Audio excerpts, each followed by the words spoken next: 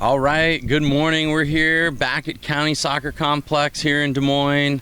I'm Ben Brackett here with Blake Siebers and Damian Corriere. Damo, how you doing today? Doing good. Good. What? We couldn't understand you with all that food in your mouth. Caught me mid-bite on the pizza. Sorry. Wow. Good little YouTube plug if you want it. He's only had about 12 hours to eat that pizza. Fongs, crab rangoon pizza. All right, well, again, just a great little plug for the YouTube. So we just got done watching the 1A semifinal for the girls. We had the upset queens or whatever we're calling them, Dyke New Hartford. They had beaten Davenport Assumption in the quarterfinal game. They took on Nevada on the top side of the bracket, and then on the bottom side of the bracket we had Denver, after beating Council Bluffs St. Albert, taking on Trainer, who had beaten Bishop Heelan. So basically, Blake and Damo, you guys were the guys over at Nevada and DNH. What'd you think? Yeah, well, I forgot. We didn't do this yesterday or the day before, but we interviewed the Nevada Cubs players. So, again, check out the YouTube page. They showed a little personality, and it was funny. Some good stuff. But, I don't know, the winds, I'm a weather guy, but the wind clearly, it was interesting, Damo, when I asked how the coin toss went and what they decided. I don't know if there's like a good or ever is a right or wrong way, but Dyke New Hartford was, I think, again, the underdog, but decided to win the toss, went with the wind, but just couldn't really do anything with it. No, at the end of it, from a perspective of taking the wind, I think sometimes you take the wind because you're thinking maybe the wind dies down. So maybe the wind's not a factor in the second half. So I think as a coach, I would always take it. So I understand why they do, but I don't know if they had the pieces to push it. And I think Nevada's back line is fairly solid, and they defend in numbers. They don't put a lot into the attack, which I think you could see when they were 0-0 with 20 minutes left. They were basically attacking with only 6 players against 9, so it was tough for them to really get going. But yeah, I just don't know. I thought it was always going to be Nevada's game to win. It was just when it was going to happen and how it was going to happen. It was interesting, like you said. I mean, they kept their back 4, and then sometimes even 4v1, and then sometimes a couple times even 5 or 6v1 in the back. And like, at what point are they going to push more play? Because you don't want to go to the shorter the game gets, I think you get a little more nervous because you get closer to penalties, and when you are clearly the better team, you don't want to get to penalties. No, you don't want to go into that space, and I'm trying to look at the half space or the full space. The half space, full space, whatever space it is, man. But The penalty space. I'm trying to look at the statistics for the other team as far as what the top goal scorer was, but I don't know if there was a weapon on that. They had Gentry, she scored the goal in the first game to win it. But what, 13 and 11 goals? Just not decent numbers, but no. Nothing, like you said, there was no dynamic player. You said, holy cow. There wasn't someone that you go, we need to be +3 or +4 against to deal with this person. I mean, so that was the thing. And it's just, but it's just, it was a very narrow attack, and they would just try to go through, and they've got nine girls doing a fairly good job of just defending, blocking shots, being brave. So it was tough in that point. But you saw there were periods within a game. They had a couple phases where they really, I think, were trying to possess the ball, and they had 2. You spoke to the girls about the one, which was after they scored with 8 minutes left, and they were possessing the ball. The back line had it for a bit, and then they found a bit of space, and they just carved them up within 2 passes. One of the Anderson girls got in, put a shot wide. But they also had another phase in the second half where they possessed the ball within the run of play. It was a 0-0 game, and they could have had what would have been a great goal. And again, it was the same thing, just wide. So I think the ability is there for them to do it. I just don't know if, and I think it was it Avery or Evelyn? It was There's an Evelyn who was here, said we just panicked. I think there was a bit of panic within their game. So fair enough that they recognize it, but obviously they'll be in the next game to try to fix it. Well, and they ended up scoring the winner off a corner kick with 20 minutes left or so, something like that. 8 minutes left. Great strong header, by the way. Yeah. It was, yeah, and I just saw it here on the TV quick. It was Aubrey Thompson. Very good. Well, so scouting report then on Nevada is they're strong defensively and they're looking for a set piece, is what it sounds like to me. Dyke New Hartford goalkeeper was proper goalkeeper, by the way. She was good. I mean, one of the better female goalkeepers we've seen in the last few years, I think. Yeah, super athletic, very clean. Awesome. I love that. Well, we'll just quick talk about the Denver Trainer game. Denver taking the lead early in the game on the far side of the field. We weren't able to see it through the crowd because we were still getting packed up. But it was my understanding it was a little bit against the run of play, with Trainer sort of carrying things there for a bit. Both teams relatively inexperienced in the tournament, so I think you weren't looking at and same like what you guys were talking about. There wasn't a standout player, an individual player that was going to just take the game over. But here's another great plug for the YouTube. Come on. A little breezy out here. Weatherman, what are the gusts here today? Well, right now, they were about 5 seconds ago only about 18 miles an hour. They're up to 16 now. We're not 26. Sorry. Oh, sorry. I'm all over the place right now. Because I was looking at Denver's record. To get back on point, they lost the first game of the year and haven't lost since. That's correct. And they also lost to was it Underwood? Aren't they in the? They lost to Hudson. I'm sorry. That's also state tournament team. So there you go. Trainer, a younger squad. They were just like sort of shockingly small. I thought like their back four were all sort of like small, fast, little defenders. So on the contrary, the center forward for Denver's, maybe she wasn't 6 feet tall, but she was a taller young lady. So just interesting dynamics there. But overall, I think the other thing that stood out about Denver was just they were a squad that they all have their hair dyed. They seemed together. They were communicating a lot, and that's sort of a theme with a lot of these female teams is when the team is together, they tend to do a pretty good job at the tournament. So it'll be interesting to see that battle. The 4 and the 6 seed. I'm sorry, the 4 and the 2 seed ending up in the Class 1A final. Nevada, great student section. I mean, you guys really? demoed how funny was that? They were going back and forth. Hilarious cheers. I think the last one was start the buses. Yeah. Chanting. Yeah. Oh, that's great. Yeah, and then what did they have? Good placement or something? Yeah, there was a corner kick that one. What is it? Perfect placement. Yeah. Like she kicks straight out of bounds, and then the opposite team does it, and then the other students start chanting. Yeah. Perfect placement back, and it was a good little day. That too, and all sorts of stuff. We had some ones in our heads we were using that we cannot repeat. But so, is Nevada the favorite, or? I mean, we've got Denver as the number 2 seed. Denver hasn't, if I recall, the losses they have also not like. Nothing to be upset about. Hudson, first game of the year. For Denver? Yeah. That's all. Even though it says they lost 2 games, it shows one. That's why. That's where I was confused. Well, okay. I think Nevada does it. Yeah, I'm gonna have to go Nevada, whether I believed it or not. I'll just get killed if I don't. So. All right. Well, let's see if the Nevada Cubs have it in them. Let's get back out there and watch some 2A girls soccer. All right. Good morning again. Good afternoon. We're here at County Soccer Complex after taking in the 2A girls semifinal action. We saw North Polk play against Pella on the top side of the bracket, and then North Scott against Dallas Center Grimes on the other side of the bracket. Speaking of brackets, I'm Ben Brackett. Booyah. Nice. And I'm sitting alongside Weston McPhee, Damian Corrieri, and my good buddy and pal on the end there, Blake Siebers. Siebes, how you doing? What a day. We're 2/3 of the way through, and it's getting good. I like it. Quick weather update for us. What are you thinking about this wind? It is definitely playing a role in every single match, I think. I don't know. I'm sure we'll get to it a little bit here. But, no, I mean, clouds are coming out. Good thing air quality is good right now, which is kind of interesting with the wind. We got those wildfires.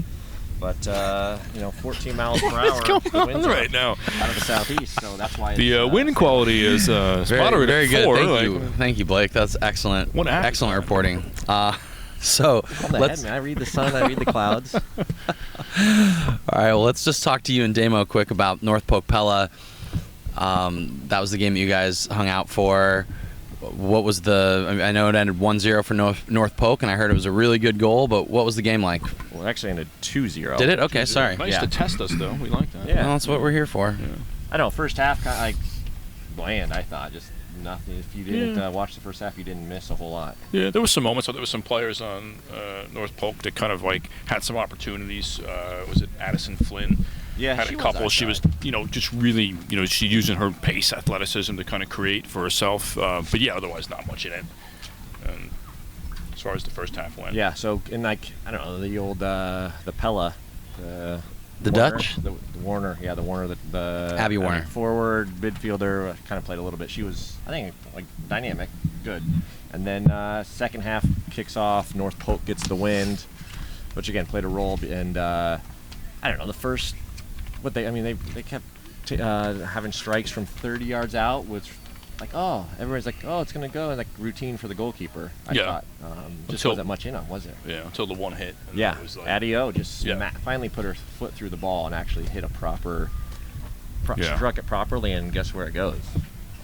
Where did In it the go? goal? Because I actually turned around, I didn't see it. Oh, So a great goal! Yeah, I was walking to get you your coffee, so Yeah, it just hits the back of the net, and then you want to talk pandemonium. North Polk brought the town of Polk City, and they went crazy. yeah. That was a good goal, from what I heard. Again, that's what I spoke to a couple parents and a couple younger players. Said it was a great goal, so we're going to go with that. And then Maddie Nemers puts it away. You saw the second one, Damien? I did. Yep. Yeah, little set piece. Yeah. Yeah.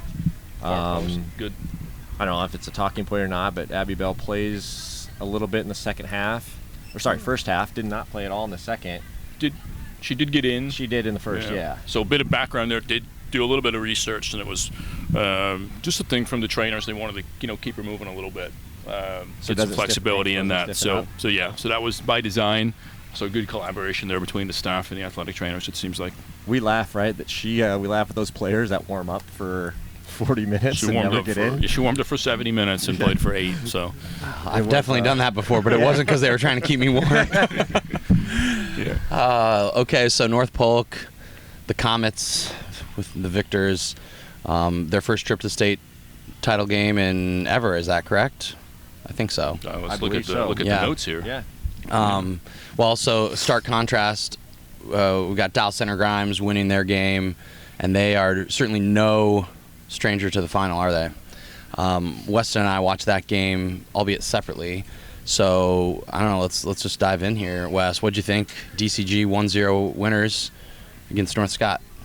Yeah, they played their same game. The 3-5-2 look, and they love to get their wingbacks up really high. And it seemed they had a much tougher time getting it to the wide areas in this game and being successful at it. North Scott was obviously a better opponent than the previous round that they had, and they just struggled to finish really for most of the game. But they definitely showed that their strength and their physicality to stay in the game the whole game. So, what'd you think about North Scott? I thought they were a good little team. Yeah, they mentally stayed in it the whole game. They seemed like they always were pushing on the counter. They had some chances in the second half to equalize, didn't they? And I think that was probably their biggest letdown, is that they had some good chances and they had some good play and they just didn't capitalize. Yeah. I know DCG in the past has had an amazing goalkeeper, and I think it's Maya Fritz. I think she's at Grandview now. Yep, she's very good. They have a history with goalkeepers. I've had a goalkeeper at my club team in the past from them, and they have a freshman, I believe, this year that's at UFA, and so they have a history of great goalkeeping. And to keep that defense intact, I think that's going to be a strength for them against North Polk is that goalkeeper, especially with North Polk taking those big long shots from 40 yards out. I'd hope their defense would be stout enough to keep those at bay. Yeah, and especially on set pieces. I saw the set piece on a replay and seemed like the defense just really wasn't reacting enough, and I think from that first goal was kind of a shock to them. I think I'm really excited for the final. I think it's going to be two mentally tough, strong, physical teams. I think it's going to be an end-to-end battle for sure. Yeah, the thing that the DCG brings is they've got players all over the field that are going to go on and play at the next level. Some really strong seniors, but then we just chatted with a couple of juniors in the post-game press conference. And these are players that have been starting since they were freshmen, and now they're juniors, and they're playing for their third state title. So, I mean, there's just a culture of winning that Dan James and his staff have created, and the players have totally bought into it. And, you know, you mentioned that they didn't have a ton of success in the first half, but I think in the second half, DCG looked like they kind of put themselves together a little bit. And at least towards the end of the second half, maybe that last 20 minutes, that right side of the field, they were just cruising. Oh, yeah. And that was ultimately where the goal came from in the first half, was a ball out wide that got cut back, and it was one of the Knief sisters. I'm not sure if it was Kenna or Kylie. It would make sense that it would be Kylie just because she's got more goals, but I feel like one of the players said it was Kenna, and I couldn't tell because it sounded similar. But it was really nice. Ran through the ball, redirected it to the far post, and I think ultimately they probably deserve to win. Yeah, absolutely. I think from the neutral, you would definitely say DCG had the game mostly under control. You know, second half, a few worry moments from North Scott on the counter, but I definitely agree that they deserve that win for sure. So we've kind of got an interesting final matchup. The old hat, Dow Center Grimes, who's been there, 3 out of the last 3 years, won it 2 years in a row. And then you've got North Polk, who's just new to the game. So should be interesting. Got a couple questions for you, Ben and Wes. One, great. You said you talked to the DCG players. Where can people see those conversations? That's a great question, Blake. You should check out our YouTube channel. Plug. We've got some great press conferences there, but you can also follow stuff on social media at KIF Soccer on Instagram and Facebook, and at KIF_soccer on Twitter/X, whatever we're calling that these days. Do you want, and the second one, do you guys want to tell us what the DCG coaching staff dress is like, or is it a surprise, or what are you guys doing? Well, it'll be different on Saturday, I would expect, but today was some really nice looking, I think they were red shoes, but maybe they were pink or purple. I didn't get up close. There were some nice bright shoes, sharp black shorts, not cargo shorts, Blake. I was told to make sure that you knew they were not cargo shorts, that they're much more stylish than that.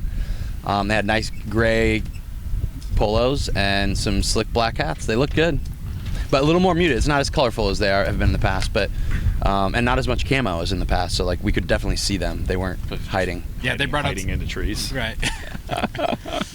Last thing I just love the Central Iowa matchup for the final. Like, yeah, it should be great. Awesome. Anybody else got anything? We doing predictions? Yeah, absolutely. Let's do it. Okay, what do we got? I think DCG is a three-peat champion. I'm just going to go straight away and say that. Sorry, North Polk, but that's what I got. What are you thinking?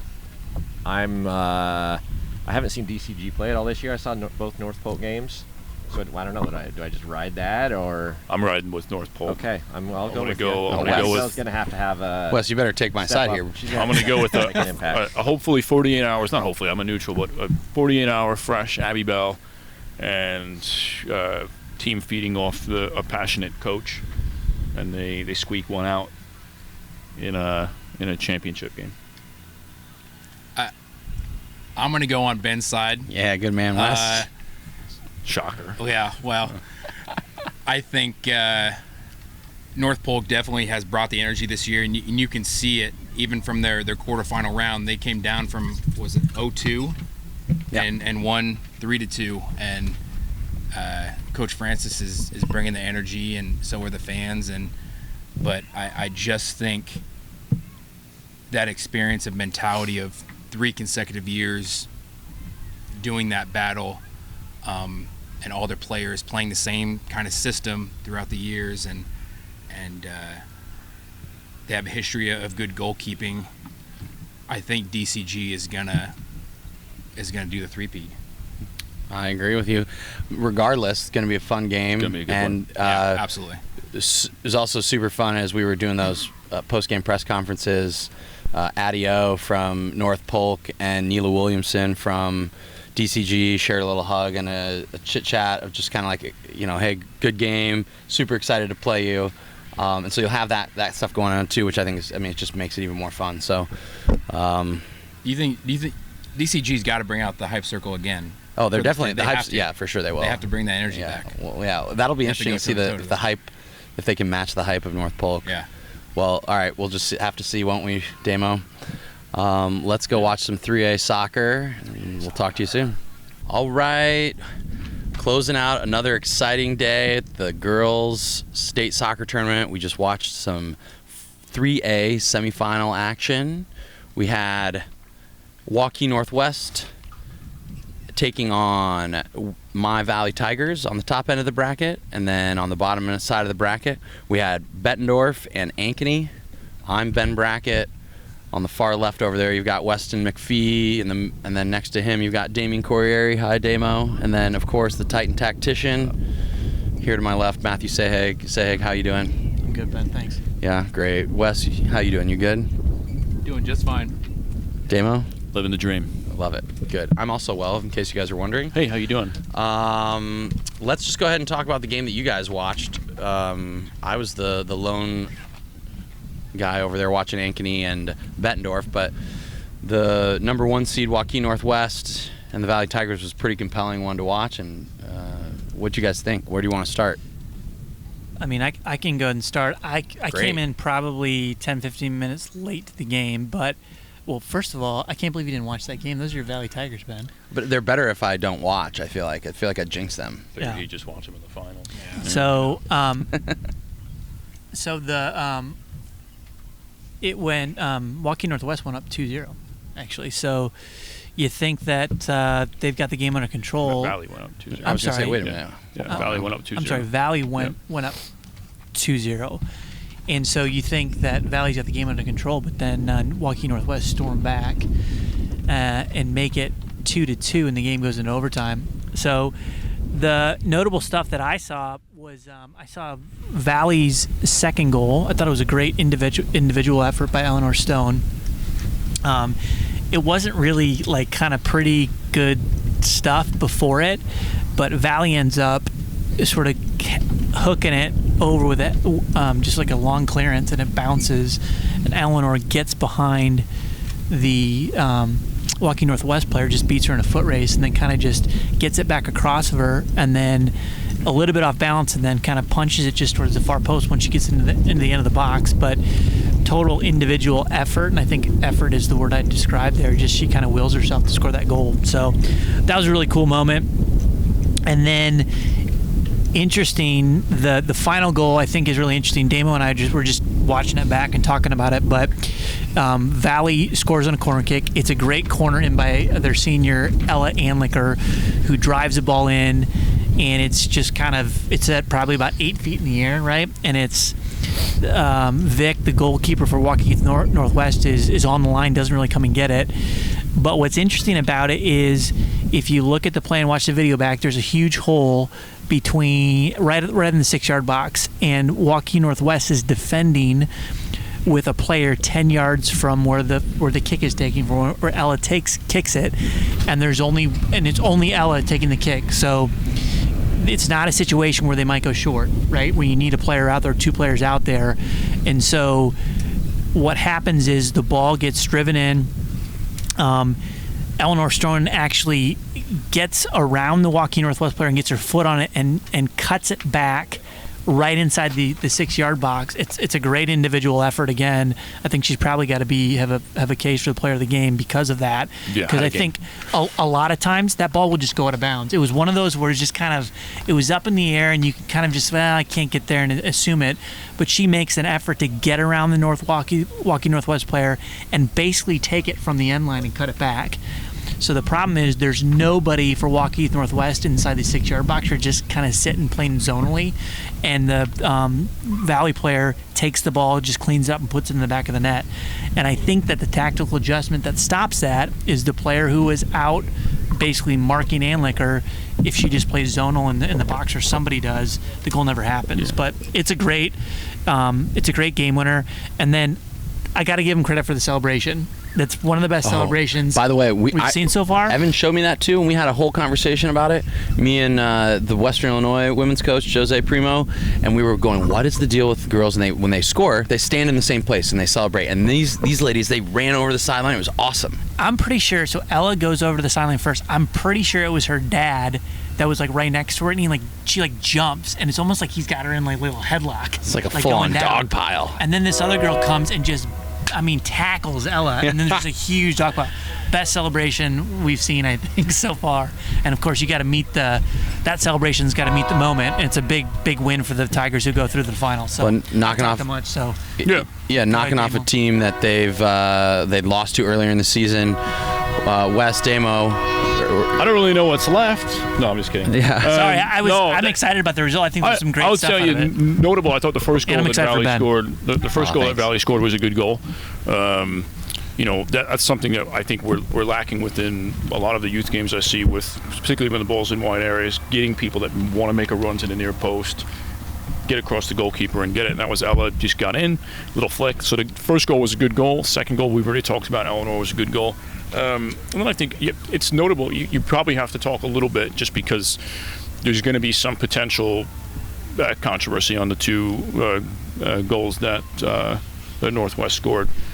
Questionable penalty on replay, in my opinion, probably looks like she was able to get to that ball. Felt a bit of contact, probably a little bit sloppy defending, and so for me, good call on a pen, which originally I didn't think was a good call. I would have questioned it. And then the restart, Northwest player playing two Valley players within 2 to 3 yards, recognized it, kicked the ball at one of the players, yellow card. Get your next restart ball, great ball into the box, great header, and that's your equalizer at 2-2. Controversial within the moments. I think if you rewatch, and hopefully families, coaches, and everyone will, probably the correct calls in that case. But yeah, same thing on the tactics with the corner kick. I'm sitting there, literally right at that corner, going, she doesn't need to be there, just because they're putting everyone in minus one player. Right, so they had just one defender back there going for it, and I mean, I put maximum numbers in the box in that situation. But yeah, very questionable defending on that corner kick, and that's it. Well, so we've got a goalkeeping expert down there on the other end, Wes, as a goalkeeper coach. What kinds of things were you seeing? Were there things that these keepers could have done differently? And then you've also got. These are both goalkeepers that are pretty accomplished at their age and for their levels and stuff. So I don't know. I figured we throw that, since Sehig took all the good stuff. We talked goalkeeping over there for a minute. What'd you think? I thought they both were okay. I didn't see anything outstanding from them. Both teams had a lot of set pieces, and I was surprised at how both of them set up their walls. Both of them are shockingly not very vocal. That's what I was wondering if that was. I noticed, and I'll talk about my game in a minute, but the goalkeeper for Bettendorf was like super loud the whole game, and it's not something you hear a lot when you're watching girls soccer, is people just screaming. I will say players. The ball that Ella played was struck very firmly too. So I'm not a goalkeeper, but Definitely I look not. at that and go, okay, like her starting position within there was good. She was more towards the far post, which is where she should be. I think in her mind she's thinking that ball struck so firmly.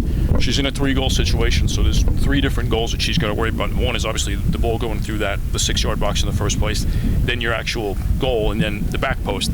The failure. Is that a goalkeeping coaching thing? Yeah, it is. Okay. Yeah, 3-goal situation. Gotcha. So it's her mistake, if we want to say, and I think it's tough, was her not getting to deal with that back post. So once the ball's in over her head, but I think it struck really firm. I don't know that she comes out and gets it. We'd have to really look at the replay again. I think in that situation it was more a case of fact checking him. But it was marking. For me that was the issue. I want to piggyback off of Interesting. Northwest defense. It seemed like their center back pairing struggled all day. Yeah, she's there. It comes here. With balls that were played to their feet, they struggled to make connecting passes, and they seemed kind of, I would call it lackadaisical, or their urgency wasn't there.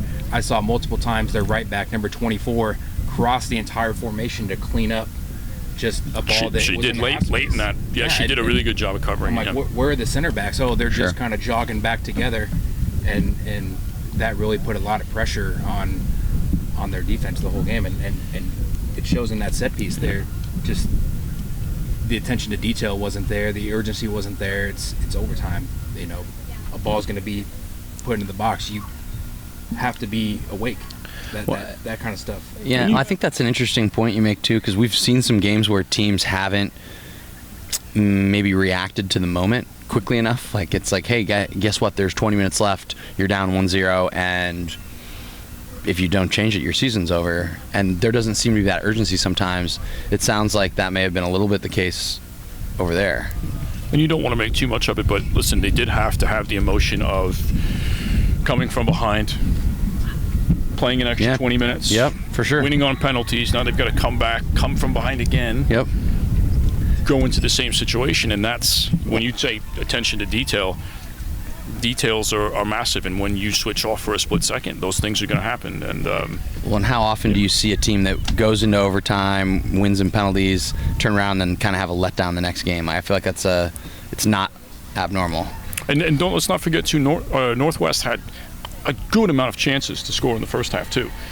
Some really frantic moments, hit the post at least once. There was the one time when the ball kind of ricocheted off the post and then went off Arissa Robinson and went wide somehow. And it was like that ball ricocheted, and then the goalkeeper had the one that they almost put in off the corner kick into their own goal. I mean, there was just a lot of chances within a period of time for them to get one in the first half. They just couldn't do it. Matt, you just got a little. I feel like I'm just looking at this. I've got this game winner frozen, and what I think is interesting, and it's this just is a plug for our YouTube channel, because you can just see Matt looking at his phone. Yeah, well, it's just as I'll describe it though. It's just as the ball kind of passes the goalkeeper, and the Milwaukee Northwest player is kind of jumping up at his cross. It's before Eleanor gets around the player and cuts it back. But what's interesting is there are two Valley players that are on either side of Vic Spahn, who's the goalkeeper for Milwaukee Northwest, and then there are two Milwaukee Northwest players right next to Vic, and so Vic is surrounded. Right, they basically boxed her in and made it incredibly difficult. It looks like once the ball went past her, she was stuck. She's totally stuck. I think she was even stuck in terms of trying to go and get it. Yeah. And so then what you have is you've got 5 Valley players who are basically in a diagonal line. You've got a far post run. You've got a player hanging out outside the 6, and then you've got the goal scorer who is running into the box ready for the rebound. So you've got 5 Valley players facing and running onto the goal at various moments. I think it's a really, really good example of a set piece that has come off just like they trained for it. And so if that's the case, all credit to Valley. They totally deserve that goal, because to me, those are the really good goals, right? It's the ones where the ball gets crossed in, and it's the first ball and the first chance, it's missed. But if you're anticipating the second chance, and you're in the right position to beat your player to the ball because you're anticipating the second chance, those are the really good goals, and that's what happened in this moment. So I think it's a really, really good goal and a game winner. Yep. So well-deserved by Valley. Right on. I wouldn't put too much on the goalkeeper in that instance, from what it sounded like. We were talking earlier, I was talking with Ozzy and you, if a keeper has people on both posts, that's a signal they probably won't come off their line. That's a good. They're going to be a wall, and if there's one or none, they're going to come out. Yeah, you've got a confident goalkeeper there. So here's my question: does the player on the post come out? Right, like so. And again, I'd have to watch it back, but the player on the back post for Milwaukee Northwest, the ball beats Vic and beats the player. That's the 2 players that ended for Northwest, and it looks like it passes the player on the far post for Milwaukee Northwest. So what's the person's role in that position? Do they stay, or do they try and win the ball? I don't know the answer to it. I'm just wondering what you guys think. Yeah, I mean, ultimately, you've got to be hunting the ball. Like I said earlier before being on, the ball went over your initial defender that I don't think needed to be there. You had your girl on the front post, your goalkeeper, your back post person, and then 2 Valley players touched the soccer ball before any of you even put in a challenge. I just think it was a moment of, to what you said, great individual effort by Eleanor Stone to get to the ball. Right, fantastic. Great recognition of space to exploit with the movement and run, and then a good quality finish. And it's also Northwest, I think, just falling asleep in a moment. Just purely not defending a set piece well. Well, it's definitely... You've got to hunt the ball out in that situation. And Valley did, and they didn't. Yeah, at this point in the season, it's definitely it's a game of moments, and individual moments make and break games. It sounds like this might have been that case. Let's talk about the Ankeny Hawkettes and the Bettendorf Bulldogs that were playing over here on Field 6. I'm gonna just go. I was gonna say we're just gonna go ahead and interview myself, I guess here. But I'll make it sort of brief. What I should have done was invite Jose Primo, the Western Illinois women's coach, over, but most likely she would have been too shy to come on anyway. Second shout out too, yeah. Third shout out. No, yeah, let's go. But what I will say is Bettendorf, I think, deserved the win. Ankeny has been a regular, a state tournament participant. So you would sort of expect that experience to shine through, and then they've got Drake commit Cameron Dietz, they've got Emma Gott and Sophie Leffler that are going to St. Cloud State. Sylvia Bartlett is playing at Loras, so they've got a lot of players that are going on to play. Emma Gott was the one that stood out for me, and it also seemed like the staff was like, and the players were pressing her to do more. Like, it was when they get the ball, it was a lot of communication to her to like get open, move, so on and so forth. Bettendorf, the big talking point there is Carson Bohonic, I think, or Bohonic. Yeah. She's a stud. Played up top, number 19. She's going to Nebraska, is my understanding.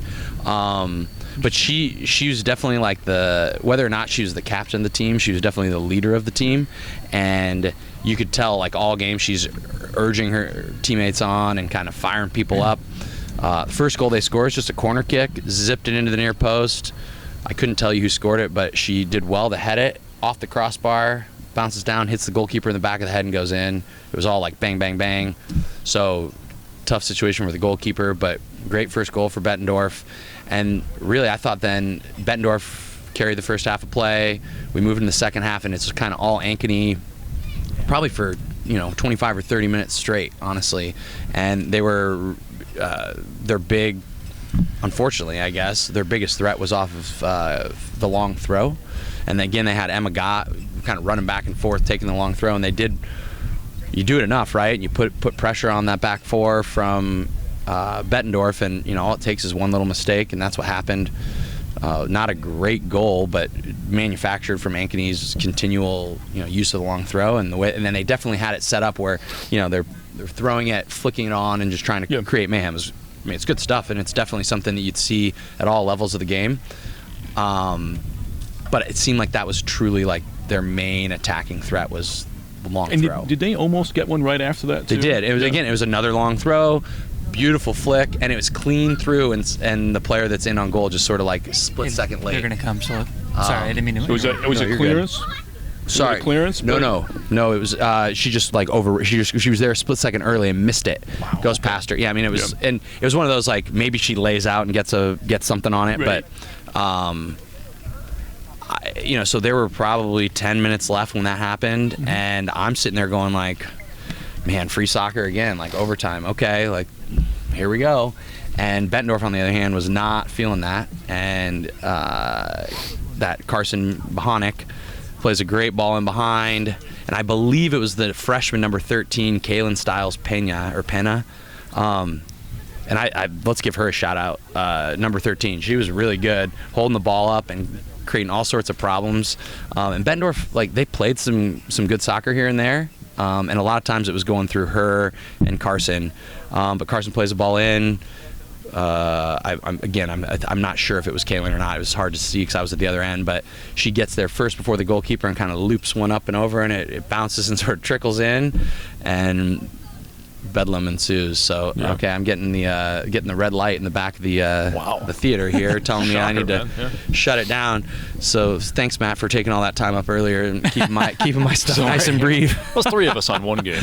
I will give another. You have been known to interrupt too frequently. Remember, we did get some feedback about that. I'm a bit of an interrupter. Yeah. Sorry. I took your time this time. Given we spoke last time about Carson. Bettendorf and just what she's capable of doing. So what she does though too is it's not just when they have the ball. It's when they don't have the ball, she's just pressing, and she leaves her foot in too. I love it. She smashed like 2 or 3 girls where you're like, oh, ouch! That didn't look like it felt like I wouldn't want to be on the other end of that. No thanks. She's one of a few players out here that are just at a different level than everybody else. Yeah, it tracks that she's going to Nebraska. Yeah. So, well, I think we're in for a great final, a classic. old school matchup, Bettendorf and Valley. We'll see if my Tigers can figure it out. I know that when I was at the state tournament and Valley played Bettendorf, we beat them. So hopefully my Tigers will do the same. Wes, thanks for your help today. Damo as well, and Matthew, the Titan tactician, of course. Let's get to. We've got some press conferences coming up, so we'll shut it down. We'll see you tomorrow at the boys' action, and stay tuned. Check us out on all the channels, and we'll talk to you then later, I guess. And we're out.